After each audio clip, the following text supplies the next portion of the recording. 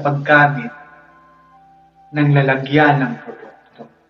Ang iyong katanungan ay tinalakay ng Korte Suprema sa kaso ng Republic Gas Corporation versus Petron Corporation sa GR number 194062 noong June 17, 2013 na pinonentehan ni Honorable Justice Diosdado M. Peralta.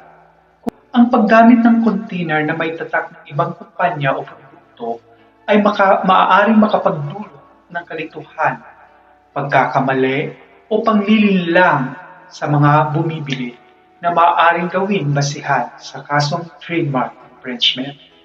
Ibig sabihin, maaari kayong kasuhan ng trademark infringement kung gagamitin ninyo sa pagbebenta ng inyong produkto ang lalagyan na may tatak ng ibang produkto o kumpanya, sapagkat ito ay maaaring magdulot ng kalituhan, pagkakamali o panlilinlang sa mga bumibili nito.